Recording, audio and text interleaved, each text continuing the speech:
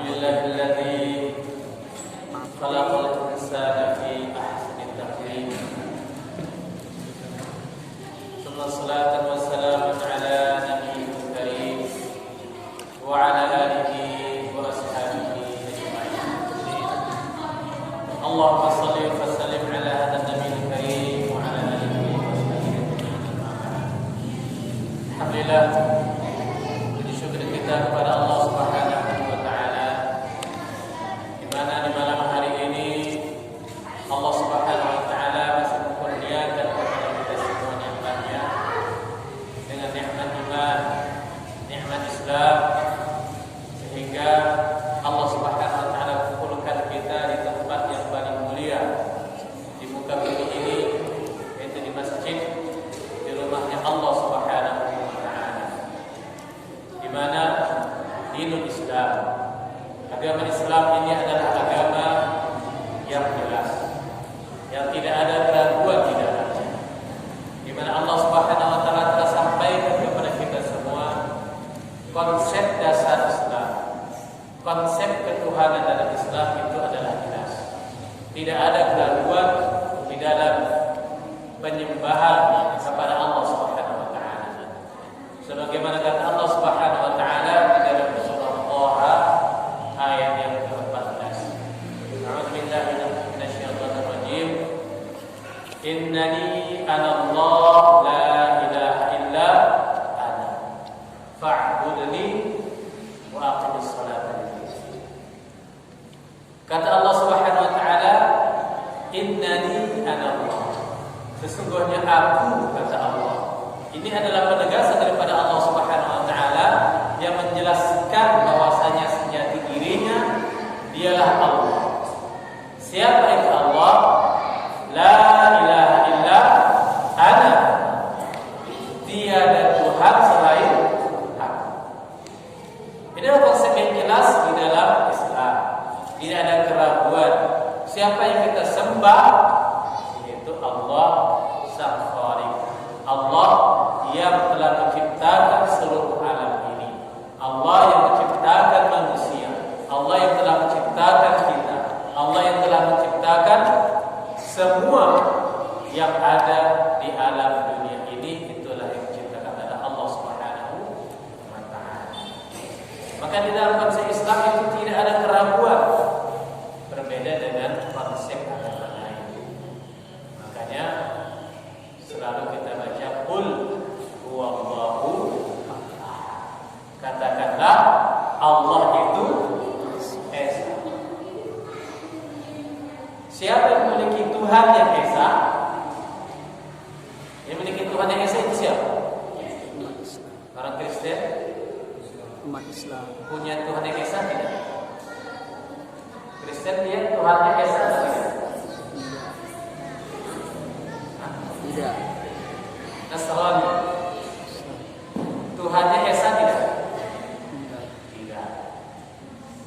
Dia menganut paham Trinitas. Ada Tuhan Bapa, ada Tuhan Ibu, ada Tuhan Anak. Makanya di dalam Pancasila itu disebutkan ketuhanan yang Maha Esa. Pada awalnya pembentukan negara ini, negara Indonesia, di dalam Piagam Jakarta disebutkan ketuhanan dengan kewajiban menjalankan syariat Islam bagi penduduknya. Ini awal Piagam Jakarta. Akan tetapi hari ini dirubah karena banyak pertentangan dari beberapa agama, yaitu khususnya yang dari daerah timur. Mereka tidak menerima hal itu, makanya dirubahlah ketuhanan yang Maha Esa. Sebetulnya syariat ini itu adalah dia masuk ke ranah fikih, dia masuk ke ranah amal, ya. Sedangkan ketuhanan yang Maha Esa itu adalah dasar konsep awal, yaitu dalam tauhid, ya. Makanya dibuatlah di situ ketuhanan yang Maha Esa. Makanya yang memiliki Tuhan yang Maha Esa itu adalah hanya agama Islam. Ya, makanya jelas dalam Al-Quran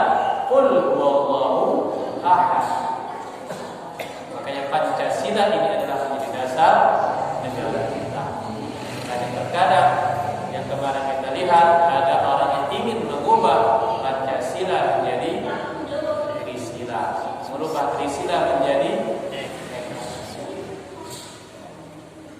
ini jangan sampai terjadi, karena yang merumuskan dan membela negara ini, negara Indonesia itu adalah umat Islam.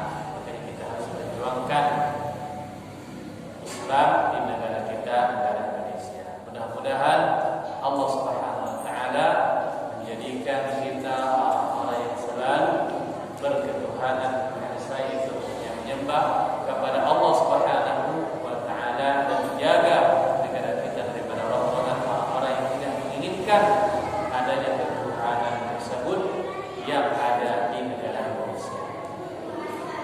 Salawat dan salam mudah-mudahan selalu tercurahkan kepada baginda Rasulullah sallallahu alaihi wasallam. Allahumma shalli ala sayyidina Muhammad wa ala ali sayyidina Muhammad. Bapak-bapak, ibu-ibu, jamaah hadirin yang dirahmati Allah Subhanahu wa taala, kembali kita mengkaji pembahasan kita, yaitu masih dalam pembahasan fikih, yaitu fikih Imam Syafi'i. Kitabnya namanya Kitab Al-Muhtad karangan Imam Khatib Asy-Syaraini. Sekarang kita masuk kepada bab yang selanjutnya. Kemarin kita telah membahas yaitu bab wudu, kita sudah selesai. Kemudian kita masuk bab selanjutnya yaitu babul mashil khuf. Bab dalam menyapu khuf. Apa itu khuf? Ya, kalau kemarin kita bahas itu mengenai wudu. Nah, masuk ke dalam pembahasan khuf itu adalah membasuh khuf ataupun membasuh sepatu. Kalau bahasa khuf ini sebetulnya dia bukan sepatu, tapi dia seperti sepatu yang dipakaikan di kaki, akan tetapi dia tidak seperti sepatu yang kita kenal. Ya. Kalau kita pergi umroh ataupun pergi haji, ada dijual khuf. Ya. Ini kegunaannya untuk apa? Kegunaannya adalah ketika musim dingin, kadang orang itu mau wudu, dia malas mencabut ataupun melepas daripada sepatunya atau khufnya. Maka itu boleh dibasuh ketika dia wudu, maka cukup disapu saja. Tidak perlu lagi melepas dari sepatu khufnya tadi. Maka itu sah. Ya. Apabila dia tidak melepas sepatu khufnya, kemudian dia berwudu, dia tidak membasuh kaki, akan tetapi hanya menyapunya. Maka ini adalah sah. Ya. Bagaimana bentuk khuf? Khuf ini adalah dia yang menutupi dari kaki sampai ke matahari kaki. Yang menutupi kaki sampai matahari kaki, dan dia tidak tembus air. Tidak tembus air. Berarti kalau kita pakai sepatu, ya, dan tidak tembus air, maka itu sudah termasuk kepada. Apa saja yang termasuk khuf nanti kan kita bahas. Ya. Karena di sini sudah jelas daripada hadis Rasulullah sallallahu alaihi wasallam mengenai khuf. Karena khuf ini adalah badan ataupun pengganti dari membasuh kaki. Ketika seseorang yang tidak bisa membasuh kaki dia disebabkan dia memakai khuf ataupun memakai sepatu khuf, maka dia boleh sekedar menyapunya ya, tanpa melepas khufnya. Karena apa? Terkadang kalau di sana di daerah Saudi itu musimnya ada 4, ada musim panas, ada musim dingin, ada musim semi. Ada musim semi. Nah, ketika musim dingin, dinginnya bukan dingin yang biasa. Kalau kita dingin di sini paling hanya sekedar sampai berapa derajat? Paling 20 derajat. Nah, paling hanya sekitar 19 derajat. Kalau dinginnya di sana, ya, di Madinah itu lebih dingin daripada kota Makkah. Pernah kemarin itu sampai 4 derajat. Ya, 4 derajat. Kalau 4 derajat ini bagaimana?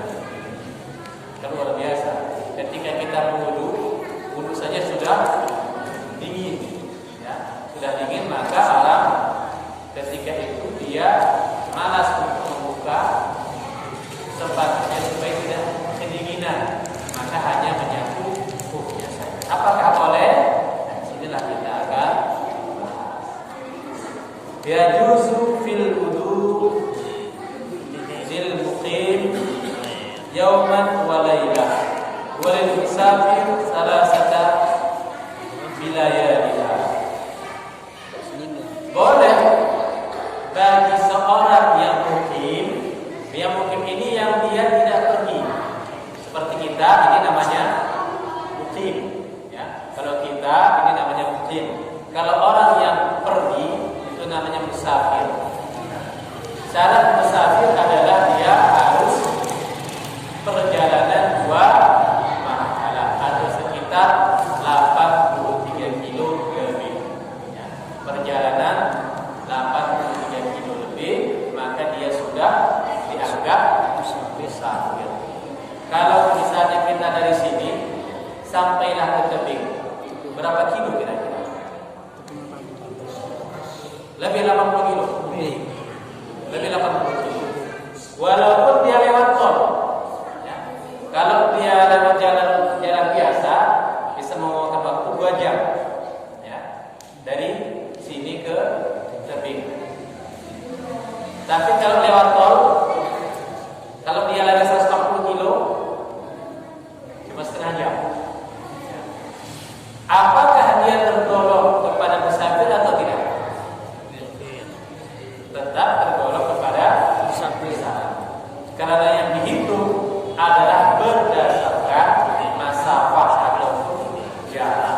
Walaupun jalannya sudah lebih cepat, tetapi dia tergolong tetap sebagai orang yang musafir, karena yang dimasukkan ke dalam musafir itu adalah masafah atau jarak tempuhnya. Ya.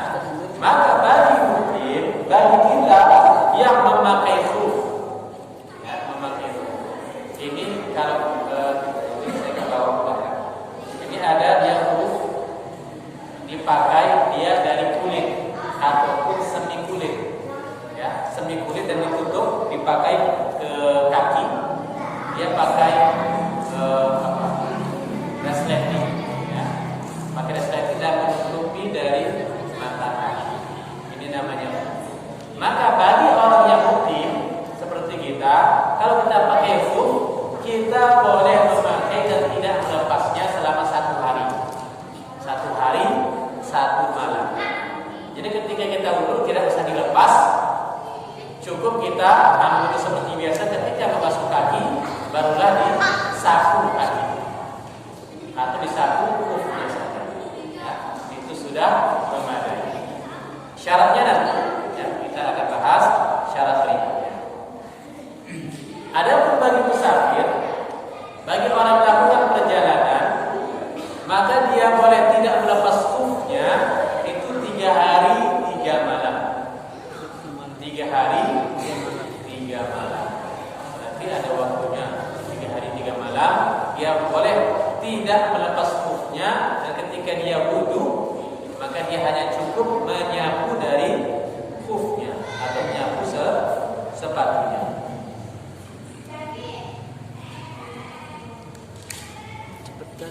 Minal hadasi ba'da nusin. Dari dia waktunya kapan? Waktunya kapan dia boleh tidak melepasnya?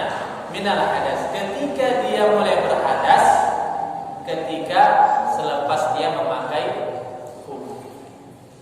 Ya, selepas dia memakai khuf. Maka dari situlah dihitung 1 hari 1 malam ataupun 3 hari 3 malam. Berdasarkan daripada hadis Rasulullah SAW, ada Mughirah bin Syu'bah radhiyallahu anhu qala Nabi sallallahu alaihi wasallam fatawadda fa ahwaitu bi anzi'ahu fi khuffayhi fa qala da'huma fa inni adkhaltuhuma tahiratayn famasa 'alaihima muttafaq alaihi. Dari Mughirah bin Syu'bah bahwasanya aku bersama Nabi Muhammad sallallahu alaihi wasallam, maka fatawadda, maka beliau pun Nabi Muhammad SAW berwudu. Kemudian aku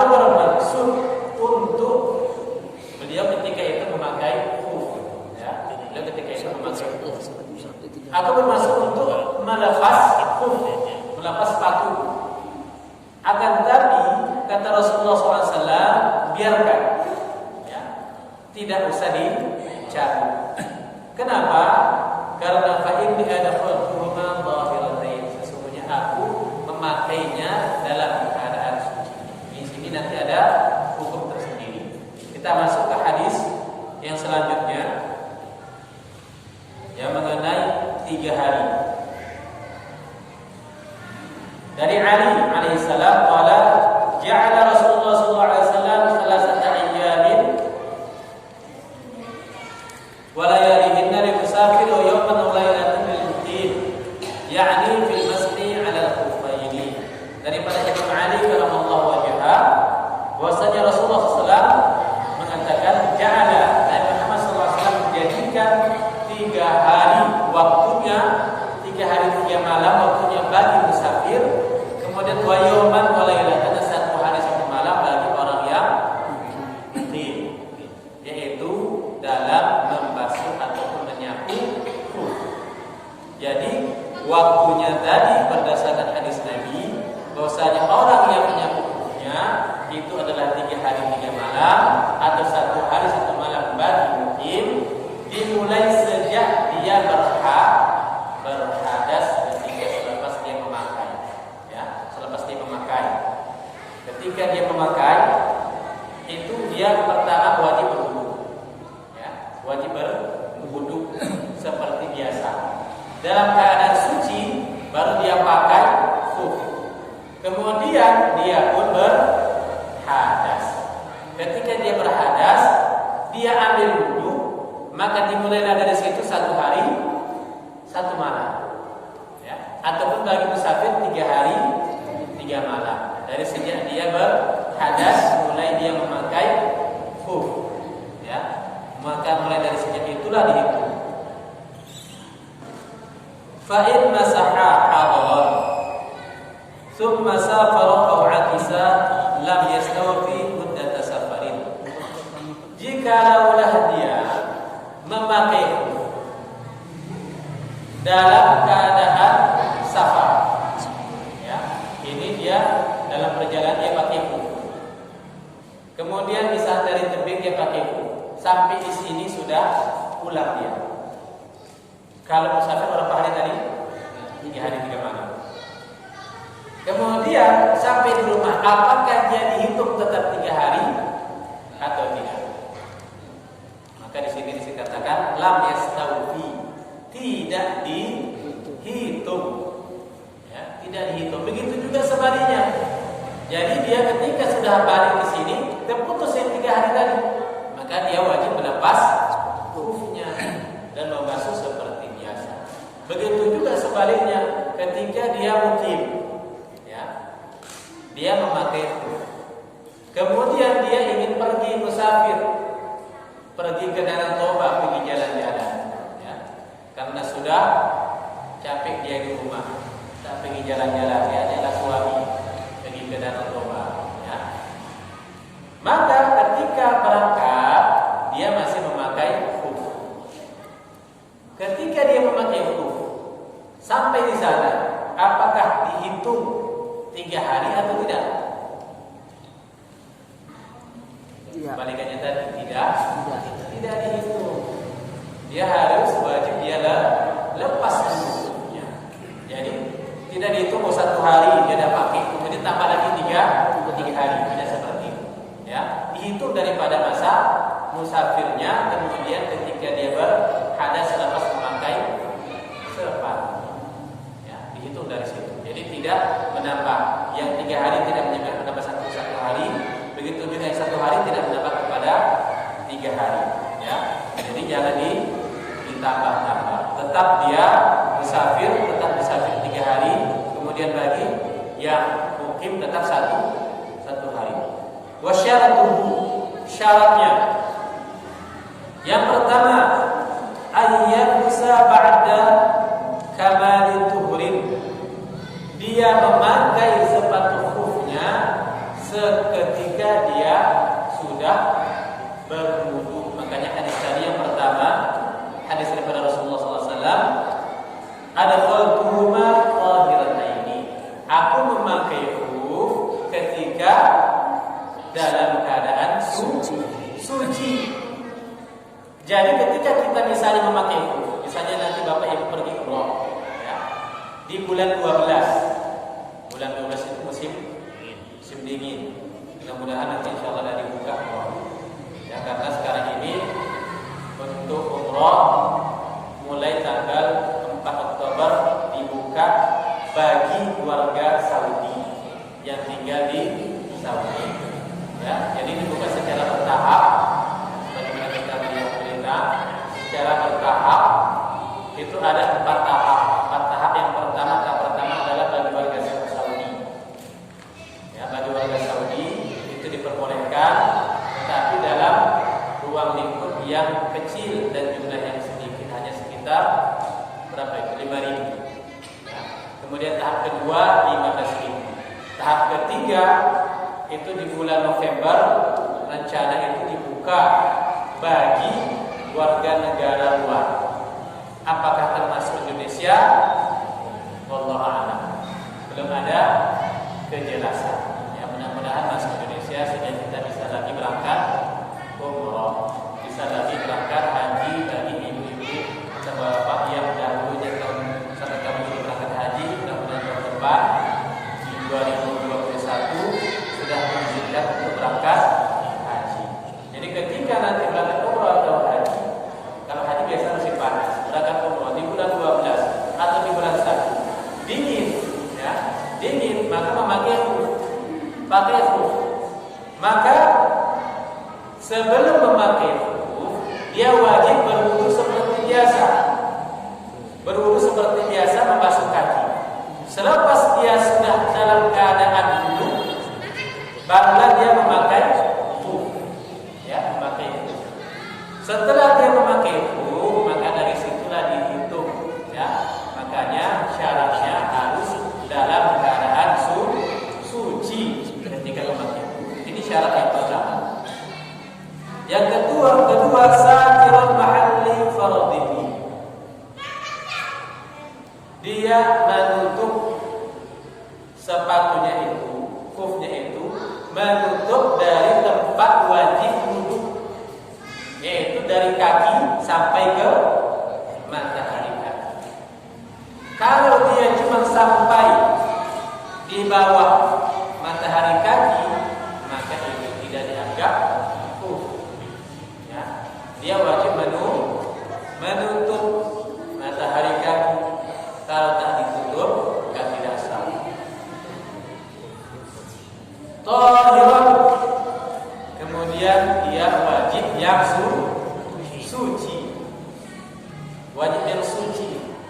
Ada yang tidak suci, ada ya, yang dibuat dari kulit yang belum disama. Kalaupun yang belum disama itu tidak suci, apalagi dari kulit binatang yang diharamkan, yaitu khinzir, ya, babi dan juga anjing. Itu haram. Karena terkadang sekarang ini kita banyak sekali brand-brand tas kulit ataupun sepatu kulit ataupun tali pinggang, itu kita tidak tahu asal muasalnya. Ya, kita tidak tahu asal muasalnya, apakah dia dari kulit lembu, dari kulit buaya, dari kulit ular, ataupun dari kulit babi. Ya, makanya hati-hati. Ya, hati-hati ketika memilih yang dari bahan kulit. Ya, kalau ada kita nampak tas, ya, tas yang dia ada karena itu macam 3 cap bintik. 3 cap bintik ini pertanda bahwa ini kulitnya adalah dibuat dari kulit babi. Ya, kalau kita pergi ke mall itu banyak yang seperti itu. Yang tas yang branded. Tas branded terbuat dari kulit babi. Ini walaupun disama sampai 100 kali pun agak suci. Kenapa? Karena airnya, bendanya itu sudah najis. Sama seperti ketika kita menyamatai. Bisa nggak disamatai? Nggak bisa. Ya. Nah, apalagi sekarang ini untuk seperti vaksin-vaksin, ya, vaksin-vaksin kita tidak tahu apakah ini halal ataukah haram. Kenapa? Karena terkadang vaksin itu vaksin ini kan suatu bakteri ataupun penyakit ataupun dia virus yang sudah dilemahkan. Kemudian medianya menggunakan media apa?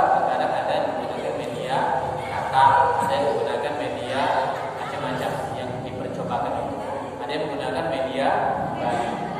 Dimasukkan ke dalam babi, kemudian ditarik. Berarti bahannya ada dari babi. Kemudian setelah itu dicabut, jadi lemah, dimasukkan ke tubuh manusia. Apa terjadi?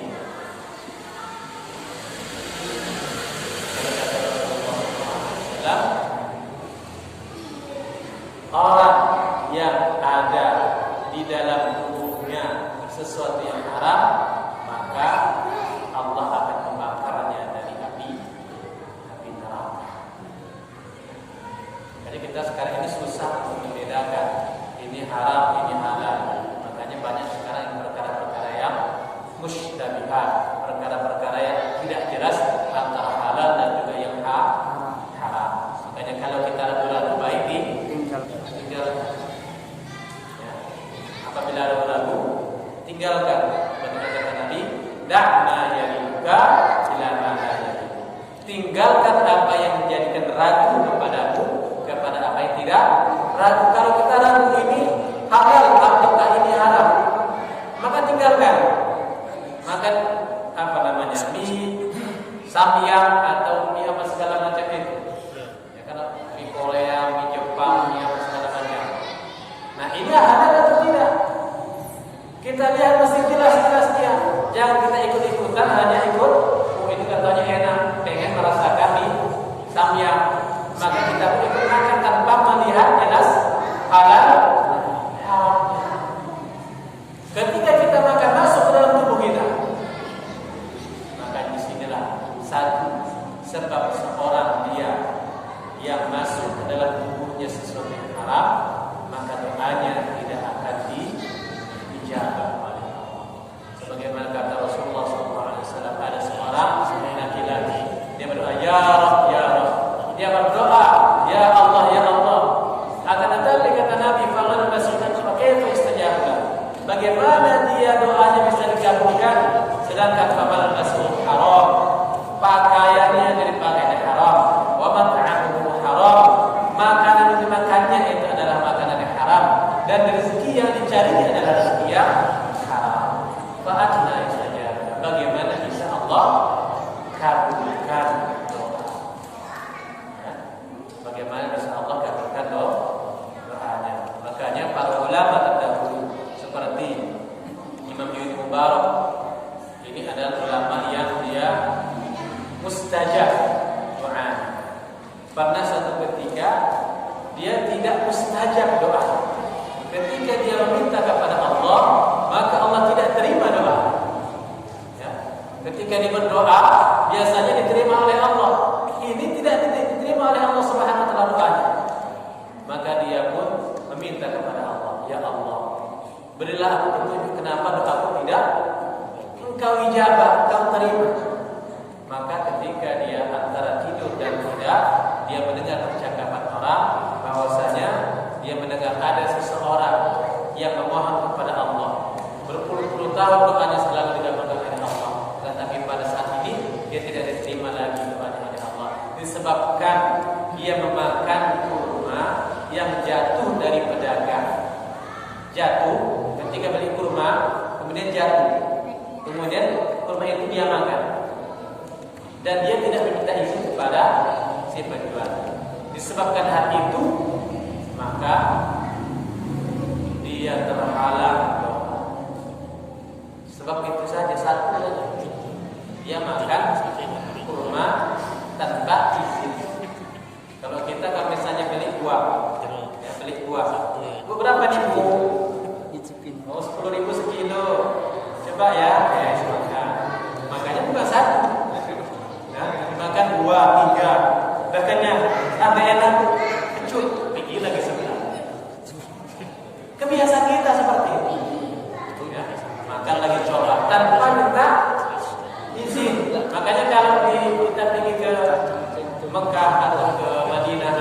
makan halal, baru makan.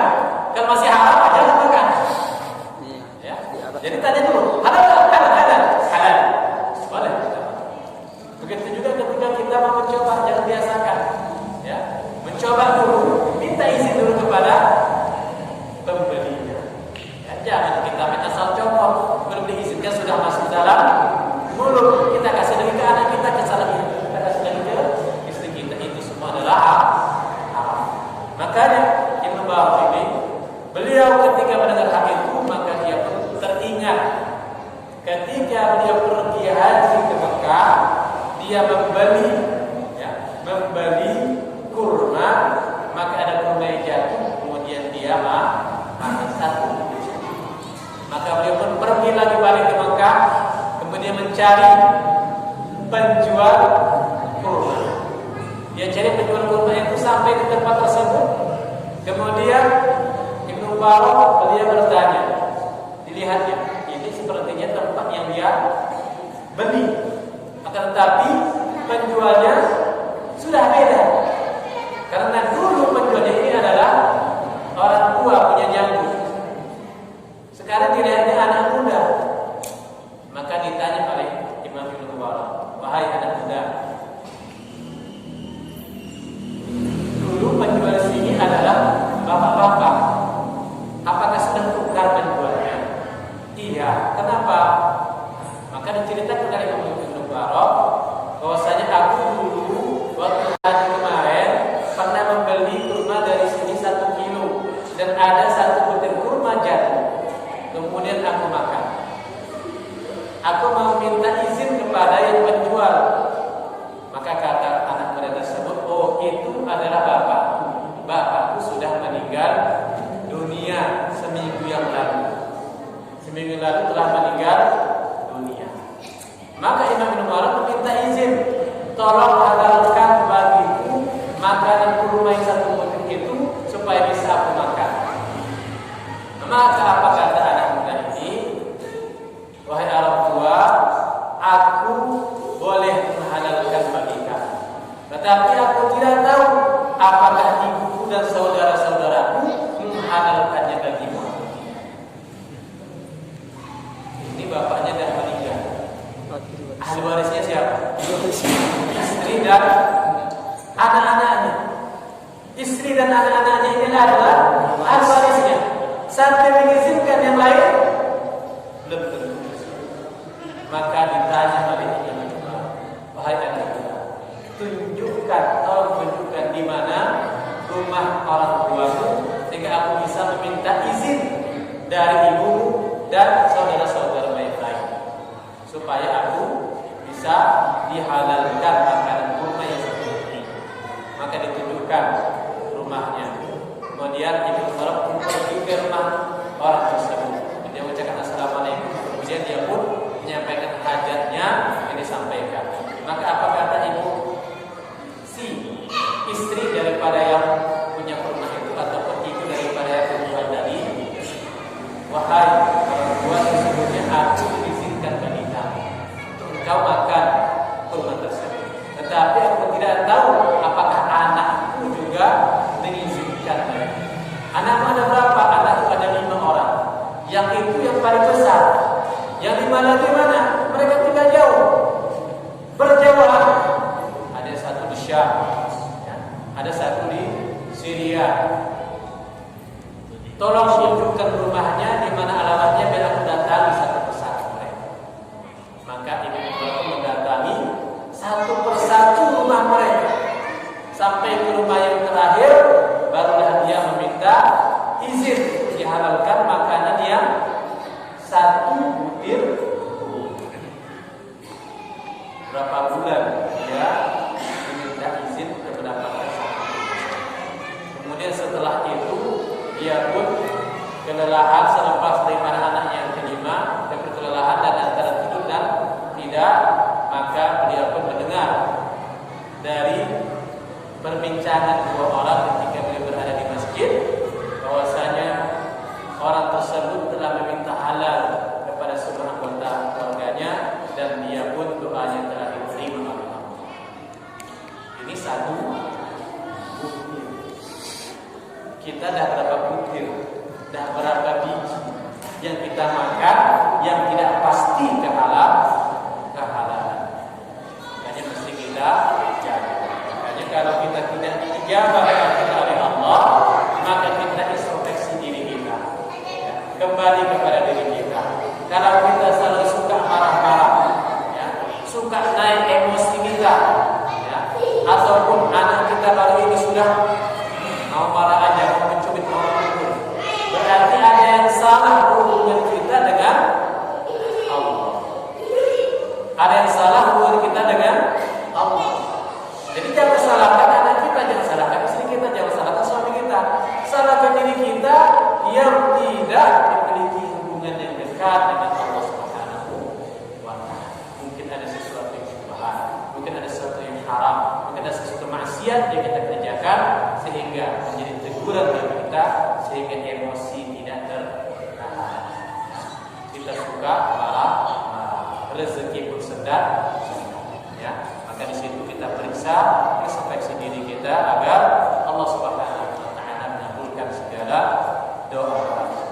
Kembali kepada tadi, maka kulitnya itu adalah dari kulit yang suci, tidak boleh dari kulit yang haram. Yumkinu tiba'al mashi fihi litaraddid musafirin li hajatihi, yang mungkin untuk dia bawa dan untuk berjalan, ya. Termasuk yang juga yang suci di sini tidak boleh al-maghsub, tidak boleh yang dicuri. Kalau yang dicuri tidak sah, ya, tidak sah wudunya. Al-maghsub misalnya ada nampak kita tak bertuan ini, kemudian kita ambil, kita pakai karena kaki dingin. Masuk ke masjid, ini kan lantainya, kalau di lantai Masjidil Haram itu lantainya dingin dari marmer semua. Ketika kita berjalan itu tidak pakai selop itu masuk ke dalam tas. Kalau diletak di situ di pintu, balik kita lagi tak jumpa lagi, ya. Kita masuk dari situ tak tahu dari mana, atau dah hilang dah campak kemana-mana, ya. Jadi masuk ke dalam situ, kita kaki dingin, pas nampak di situ di tempat sepatu ada kita pakai, ya, kita pakai. Ini apa namanya? Maksud dicuri, walaupun niat kita pakailah sebentar, niat kita pakai sebentar, tetapi dah keenakan, tak ada yang kiranya, tak ada yang juga yang punya, orangnya sudah sedekahkan aja itu. Jadi husnuzon, ya, orangnya sudah sedekah.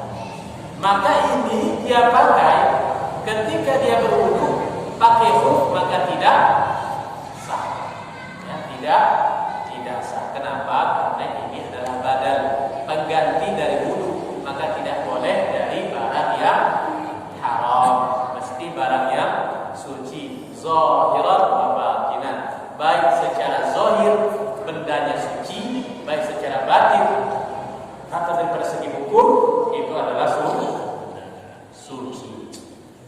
Qila wa halalan, tadi disampaikan halal, wajibnya halal, tak boleh yang dicuri, dirampok dan lain sebagainya. Wala yujzi'u man sujud la yama'u fil asar, dan tidak boleh sesuatu yang terbuat daripada kain. Mansujud ini terbuat dari kain nilon ataupun kain kaki. Kalau sepatu kita itu dari kain, itu tidak bisa jadi khuf. Ataupun kita pakai kaos kaki. Kaos kaki untuk mata kaki, kan? Bisa jadi khuf tidak? Tidak bisa. Kenapa? Karena kalau kita pakai kaos kaki, tembus ke airnya ke dalam kaki kita, basah tembus, maka itu tidak menjadi khuf. Itu namanya jawrah, ya. Jawrah itu kaos kaki. Kaos kaki itu tidak bisa jadi khuf. Makanya terkadang orang ada yang dia menggolongkan khuf ini kepada jawrah, kaos kaki. Dah dia belajar khuf itu boleh, samalah dengan kaos kaki.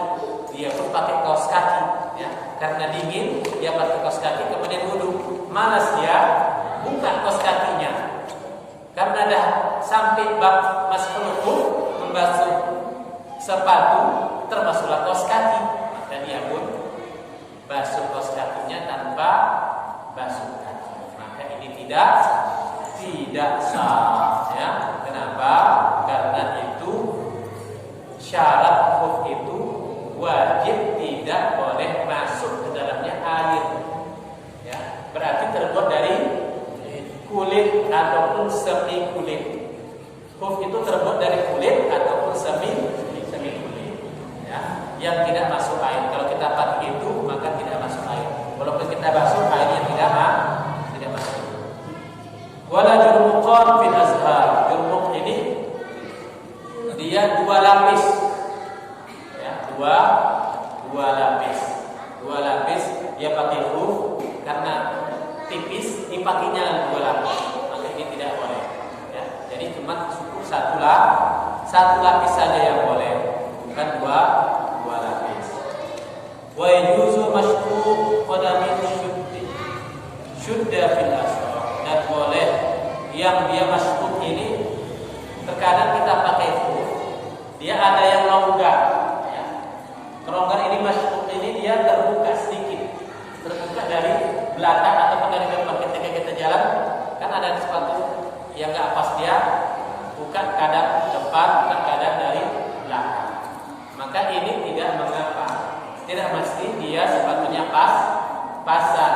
Apabila dia agak longgar dan terbuka dari atas, ini tidak mengapa, ya. Wa yasallu mas'u a'lahu wa asfalihi khutuban. Nah, di sini cara menyapu, ya, cara menyapu di sini disebutkan oleh Rasulullah SAW hadisnya, ya, bahwasanya Rasulullah SAW ketika membasuh khuf maka beliau membasuh a'la, atas. Jadi cara membasuh khuf itu kaki pertama meletakkan khuf ini, meletakkan kaki tangan kiri di atas tumit dan meletakkan tangan kanan di atas qadamain atau di atas jari. Baru dia letakkan kaki. Ya, jadi dari sini bertentangan dia. Yang kanan di atas jari, baru yang kiri di atas tumit. Barulah dia sah. Sekali saja sudah cukup. Apabila dia menyapu hanya qadamain ataupun bawah, sah atau tidak? Bawah saja, sah atau tidak? Nah, di sini ada hadis Rasulullah SAW dari Ali radhiyallahu anhu, "Lau kana ad-din bil ra'i, la kana asfala al-khuf awla bil mashi min 'ala." Kata Imam Ali, jikalau agama itu birra'i dengan pendapat, niscaya bahwa khuf ini lebih aula, lebih utama untuk disapu daripada atasnya. Kenapa? Karena dia kotor di sebelah mana? Bawah. Kenapa mesti yang dibasuh yang disapu di atas? Disuruh disapu yang atas, bukan bawah. Kalau berdasarkan akal kita, kan ini tidak masuk akal. Masa yang kotor yang bawah disapu yang di atas? Makanya kata Imam Ali, jikalau agama itu dengan akal, maka niscaya menyapu bawah ini lebih utama daripada menyapu atasnya. Akan tetapi orang yang menyapu bawah ini tidak sah. Menyapu bawahnya saja. Sunnahnya menyapu atas bawah, ya. Tetapi dia sapu atasnya saja sudah sah. Dari mana tadi? Bukan begini ya sunnahnya, tapi dari jari ke atas. Begitu juga wudu dari jari, bukan dari tumit, ya. Yang menyapu membasuh kaki dari jari, kemudian selati. Bisa selati pakai jari ataupun langsung semua. Capek kan begini-gini kan, langsung semua masukkan. Itu itu di sela-sela. Begitu juga dengan hukum dari jari, baru sampai ke atas. Ya. Maka sunnahnya itu dia 2, tetapi dia 1 atasnya saja sudah sah. Kalau 1 bawahnya saja tidak sah. Ya, makanya agama itu tidak berdasarkan angka, jangan diangka-angka.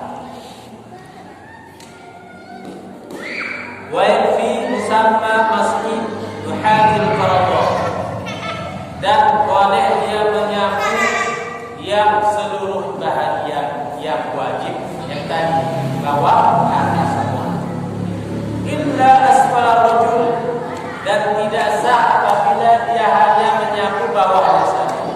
Ya. Wa aqibaha fala 'ala al-mithal, dan juga cuma bawahnya saja atau sampai tumitnya itu tidak sah kalau dia tidak menyapu atasnya. Qultu harfuhu kasfalihi wallahu a'lam. Wala mas'al syakkin fi bawqatil quddah, dan dia tidak boleh menyapu huknya dalam hal ragu. Sudah berapa hari dia sapu? Ya, sudah 3 hari dia ketika dalam musafir, dan 3 hari atau 4 hari, maka dia tidak boleh lagi menyapu. Kalau syak ragu, maka dia mesti mencopot atau melepas huknya. Fa in ajtanaba wajaba tahdidu lubsin, jikalau dia berjunub maka dia wajib melepas huknya. Ya. Jadi tadi kalau dia buang angin kemudian buang qada hajat, buang air besar dan sebagainya, maka dia tidak melepas huknya. Tetapi apabila dia junub maka dia wajib melepas hukm, berarti sudah lepas ilatnya, walaupun belum sampai 3 hari atau belum sampai 1 hari ke-6 bagi yang mungkin. Ya, napa illa kecuali dalam keadaan junub. Dalam keadaan junub maka dia wajib melepas hukumnya. Mandi dia wajib dia melepas hukumnya. Tak boleh mandi tetap pakai hukum. Tak boleh kalau pakai hukum. Mandi dia pakai hukumnya, cuma dia sah. Ya, tak boleh. Wajib dia lepas hukumnya. Wa man naz'a wa huwa bituhril masih ghassala qadamayhi, dan barang siapa yang dia mencabutnya, melepas daripada sepatunya, dan dia dalam keadaan suci, wajib al-ghusla ala qadamayhi, dia wajib, kalau sudah dilepasnya maka dia wajib membasuh kakinya kalau sudah dibuka.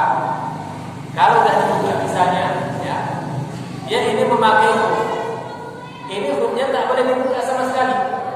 Baik dia tidur, dia tetap pakai. Apabila ketika tidur dia melepas hukumnya, maka dia pakai lagi, tak boleh lagi dia sapu. Maka seperti awal dia wudu seperti semula, kemudian dia basuh kakinya, selepas dia dalam keadaan suci barulah pakai. Ya, selepas dia dalam keadaan suci baru pakai, kembali ke awal. Kalau sudah dicopot maka tidak lagi berlaku. Baik, itu tadi mengenai bab mas'ul. Kemudian kita masuk kepada bab ghusli, bab mengenai mandi. Sampai sini nanti simpan dulu pertanyaan ya. Kita bahas dulu.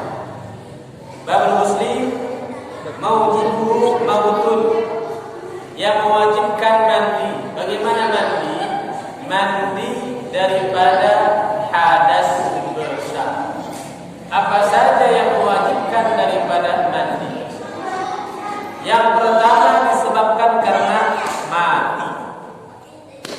Seorang yang meninggal dunia maka dia wajib dimandikan. Siapa saja mayat yang wajib dimandikan? Yang memiliki ruh, maka dia wajib dimandikan. Terkecuali orang yang mati syahid.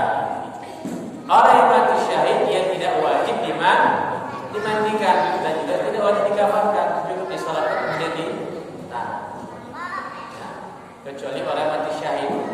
Kemudian termasuk yang wajib dimandikan adalah janin. Janin ataupun bayi yang meninggal di dalam kandungan. Makanya ada satu hadis Rasulullah SAW, hadis yang kedua, kata Rasulullah, yujma'u fi batni ummihi 40 lailatan nutfah. Dikumpulkan salah seorang daripada kamu di dalam perut ibunya 40 hari menjadi nutfah. Kemudian tsumma yakunu 'alaqatan mithla dzalika. Kemudian 40 hari kemudian menjadi 'alaqah, segumpal darah. Kemudian tsumma yakunu mudghatan mithla dzalika. Kemudian 40 hari kemudian menjadi segumpal daging. Tsumma yunfakhu fihi. Setelah 40 hari kali 3 berapa lama? 120 hari, berarti 4 bulan. Kalau dia sudah 4 bulan, yunfakhu fihi ruh, dimasukkan ke dalam janin tersebut adalah ruh. Kalau sudah masuk ke dalamnya ruh, berarti hidup tidak? Hidup. Nah, disinilah berlaku hukumnya. Bayi ataupun janin yang sudah berumur 4 bulan ke atas gugur keguguran, keguguran. Maka bayi tersebut, janin tersebut wajib dimandikan. Apa saja kewajiban bagian tersebut? 4 bulan ke atas wajib dimandikan. Kemudian wajib dikafatkan. Wajib disolatkan tidak? Tidak wajib disolatkan. Ya, tidak wajib disolatkan. Hanya 3 kewajibannya: dimandikan, dikafatkan, kemudian dikubur di tanah. 3 saja. Bagi janin yang sudah berumur 4 bulan ke atas. Kalau yang di bawah 4 bulan, bagaimana? Tidak wajib dimandikan. Ya. Dan dikatakan juga tidak wajib dikafankan, tidak wajib dibungkus, tidak wajib dikafankan, hanya ditanam. Sama seperti menanam bangkai. Ya. Kenapa? Karena dia belum ada ruh. Belum ada ruhnya, maka cukup kita tanam. Masih segumpal daging ataupun segumpal darah. Walaupun sudah nampak kadang-kadang tangannya atau kakinya, tapi belum sempurna, maka cukup ditanam. Kalau sudah 4 bulan ke atas, belum lahir dia ke dunia, maka kewajibannya ada 3. Apa itu? Dimandikan, dikafankan, ditanam atau dikuburkan. Ketika dia lahir, walaupun 4 bulan, 5 bulan, 6 bulan, 7 bulan, sampai 9 bulan atau lebih, ya, ketika dilahirkan, baik bayi prematur, ya, baik bayi prematur ataupun dia sempurna bayinya tersebut, kemudian dia sempat bernafas ataupun hidup, ketika keluar hidup dia, kemudian meninggal. Ya. Berbeda keadaannya dalam keadaan mati di dalam kandungan. Ini sama, 4 bulan ke atas mati dalam kandungan, ini hanya 3 kewajiban. Tetapi kalau dia sudah lahir, walaupun dia prematur, kemudian dia sempat bernafas di dunia, maka kewajibannya ada 4. Wajib sempurna. Ada 4, yaitu wajib dimandikan, kemudian dikafankan, kemudian disolatkan, dan kalau sudah lahir dan dia bernafas di dunia, ya. Berbeda keadaannya ketika dia sudah meninggal di dalam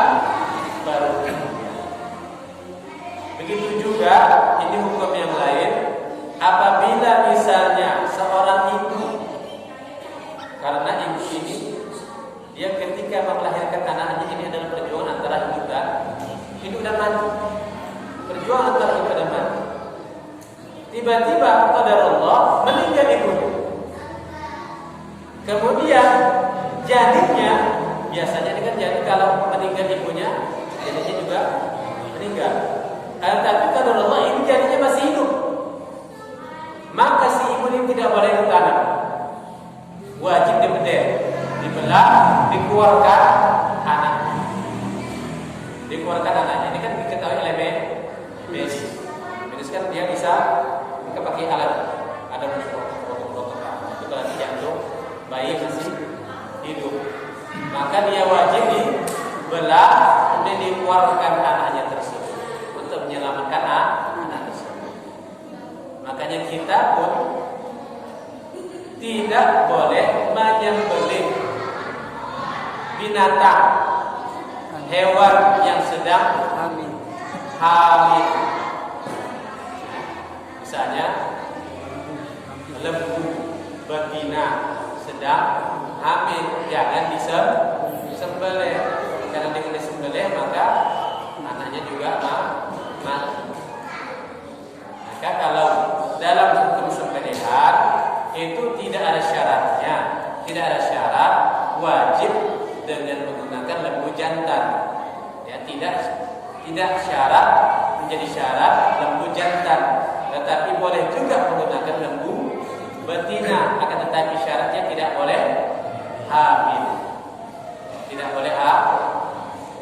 Makanya tadi kembali kepada kita, kematian yang dia apabila mati dan sudah ada ruhnya wajib dimandikan.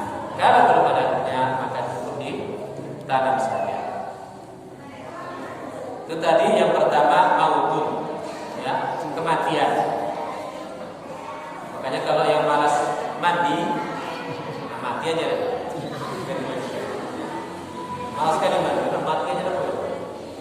Jadi mandinya. Wahaidun, haidun ini sebab dari mandi wajib.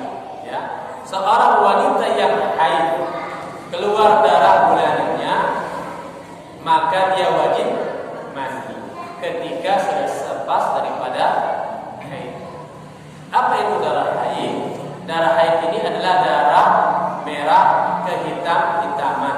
Sifatnya keluar setiap bulan. Ya, ini adalah normal bagi wanita. Kalau wanita yang tidak berhaid berarti mantul ya, atau yang sudah menopause. Sudah menopause tak lagi datang haid ya. Makanya wanita yang haid ini adalah wanita yang subur. Ya. Jadi ketika dia selepas haidnya maka wajib mandi. Berbeda kemarin kita sampaikan yaitu darah istihadah, darah penyakit. Kemudian wanifasun, dan juga disebabkan karena nifas. Nifas ini adalah darah yang keluar selepas wiladah, selepas melahirkan. Apabila darah yang keluar selepas melahirkan ini namanya wiladah, bukan lagi haid. Darahnya keluar terus. Ya, selepas dia melahirkan maka masih ada keluar darah. Ini namanya darah nifas. Maka selepas dia nifas bisa jadi 1 bulan, bisa jadi 2 bulan. Ya, tergantung masing-masing.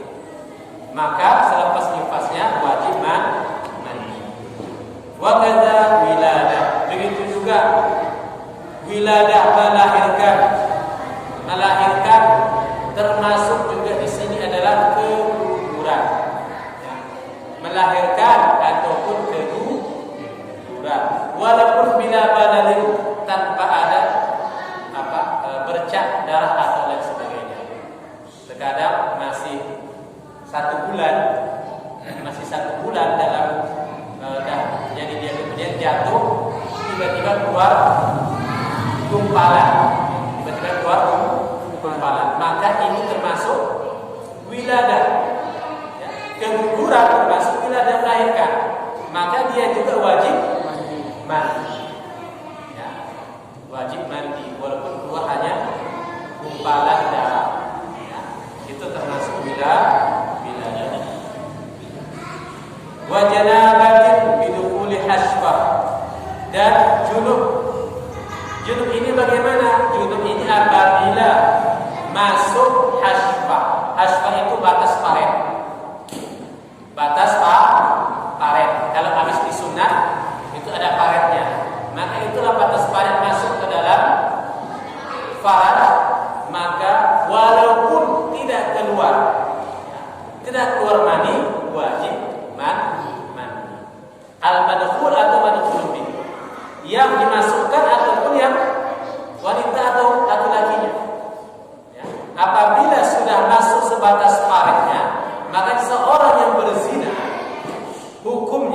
seorang yang berzina wajib apabila disaksikan oleh 4 orang saksi. Makanya hukum Islam itu jelas.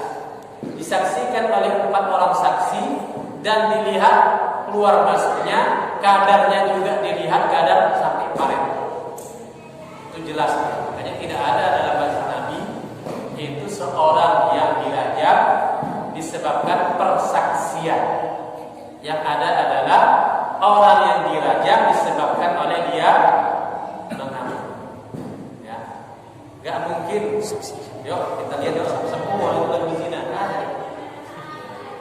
Orang sekarang aja ya luar biasa, tak ada malu. Buka umum dia berbuat yang tidak baik. Orang sekarang aja kalau dulu tidak pernah terjadi pada masa Rasulullah SAW. Makanya sampai kadar paretnya walaupun tidak keluar mani, dia sudah berjunub. Kalau main-main di pinggirnya saja tak masuk paretnya, maka tidak mengapa, kecuali sudah keluar mani.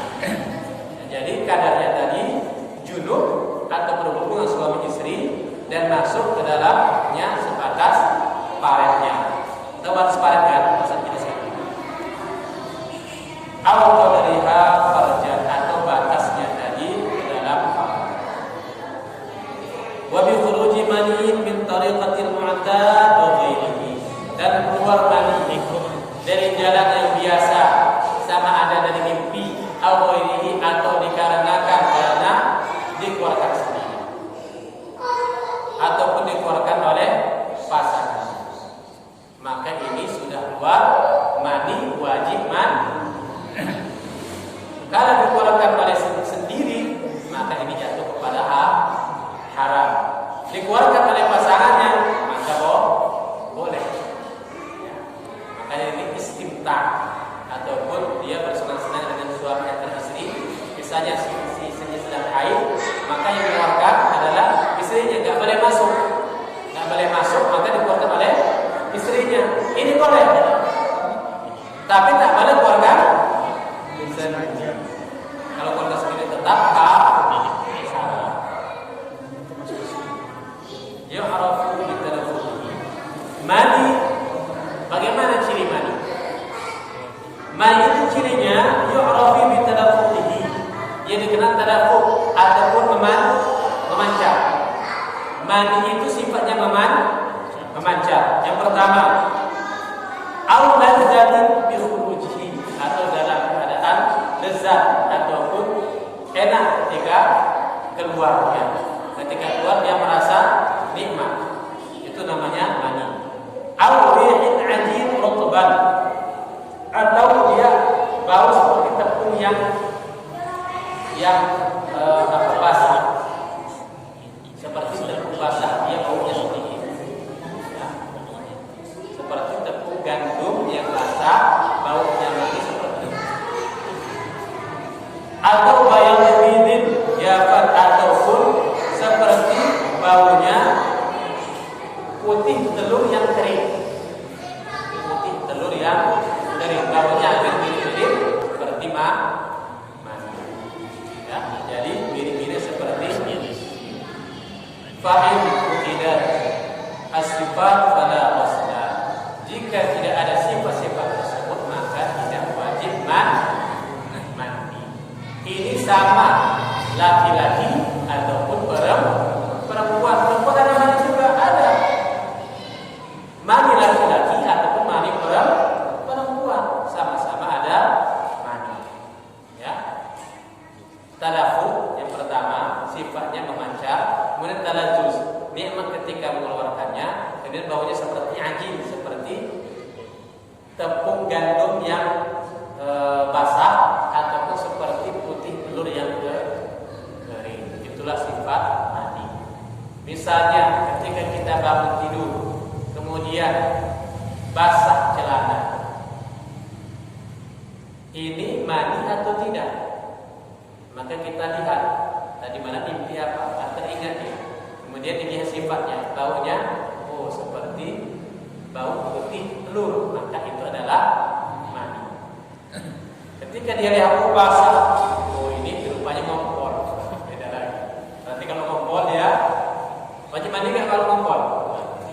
Mandi ada basah nih. Mandi wajib. Dah besar ngumpul pula. Ada. Ya. Wal mar'ah karajulin, dan perempuan sama seperti laki. Wa yahrumu biha ma harrama bil hadasi. Dan diharamkan ketika seorang berhadas besar ma yahrumu bil hadas. Apa yang diharamkan dalam keadaan hadas. Ya. Jadi haram. Apa yang diharamkan? Wal muksu bil masjid, tinggal di dalam masjid, i'tikaf di masjid. Misalnya dia dalam keadaan haid tak boleh berada di dalam masjid, ataupun misalnya dia sedang i'tikaf kemudian mimpi basah, dia wajib keluar dari masjid. Ya, tak boleh tinggal di dalam masjid. Ya, wajib bersuci. Kalau baru wanita yang haid ditakutkan jatuh. Enggak takut lagi jatuh. Kenapa? Karena sudah pakai pempas, sudah pakai apa namanya? Pengaman. Maka tetap hukumnya tak boleh menetap di masjid. Adapun ketika seorang itu dia dalam keadaan dalam sholat Id, salam sholat Idul Adha atau sholat Idul Fitri, maka disunahkan datang ramai-ramai. Apabila diadakan di masjid, maka dia berada di luar. Walaupun wanita yang haid, ya, disunahkan juga datang untuk melaksanakan sholat, walaupun hanya mendengarkan khutbah. Ya, tetapi dia tidak berada di dalam masjid, tapi di luar masjid. La uburuhu, tidak mengapa hanya sekedar lewat. Ya, tidak mengapa hanya sekedar lewat. Misalnya tidak ada lagi jalan, ya, tertutup jalan semua. Sementara dia mau lewat misalnya dari dalam kamar, ya, di dalam kamar dia mau lewat dari mana? Mesti lewat dari masjid. Kalau tidak bisa dihindari lewat dari masjid, maka dia boleh lewat dari masjid. Tetapi apabila dia bisa menghindari lewat dari masjid, maka dia harus memutar. Jangan jalan potong bagi orang yang dalam keadaan berjunub atau dalam keadaan haid ataupun nifas dan lain sebagainya. Wal Qur'an, insyaallah kita sambung di hari Jumat depan. Ini masih dalam al-usul. Baik, apabila ada pertanyaan kita silakan.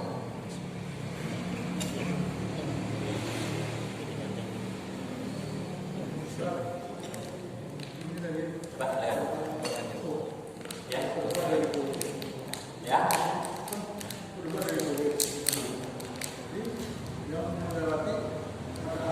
Ya.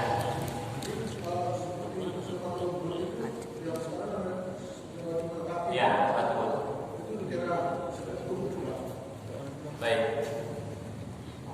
Sepatu boot dia itu kan terbuat dari karet, ya. Terbuat dari karet, ya. Karet ada buat bahan yang lain? Enggak ada, ya. Dari karet saja. Nah, apakah termasuk dari khuf? Kalau dilihat dari sifat khuf tadi menutup dari kaki sampai kepada mata kaki, kemudian dia tidak masuk ke dalamnya air, maka itu tergolong masuk ke dalamnya sepatu boot, ya. Tetapi mesti dilihat, kalau sepatu boot itu kan dia jarang, ya kan? Dia agak longgar. Kemudian bisa nggak sepatu boot itu dipakai untuk sholat? Ya, kenapa? Karena khuf ini tidak dilepas disebabkan untuk sholat. Khuf dipakai ketika sholat dan tidak dilepas. Ya, khuf tidak dipakai hanya ketika wudu saja. Ketika dia misalnya sholat, dia buka, dia wajib lagi wudu. Ya, khuf ini sifatnya tidak dibuka-buka. Kalau sepatu boot masuk ke dalam masjid, gimana? Wih, ada orang pakai sepatu boot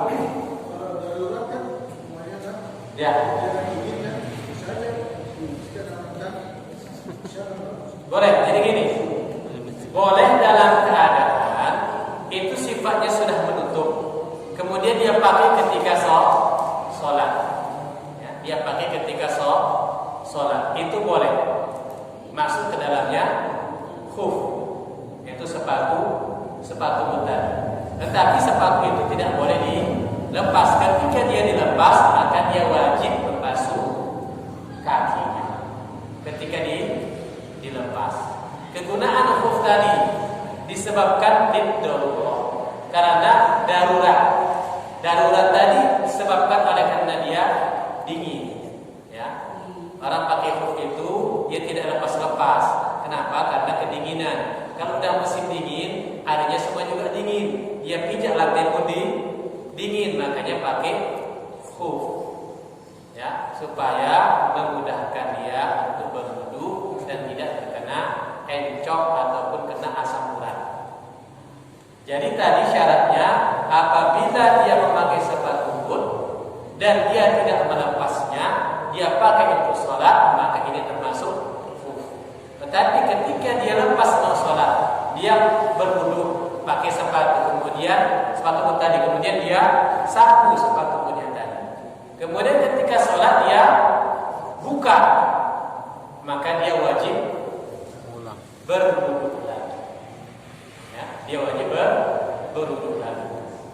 Jadi sepatu tadi khuf tidak dicopot. Apabila dilepas, maka hilanglah hukum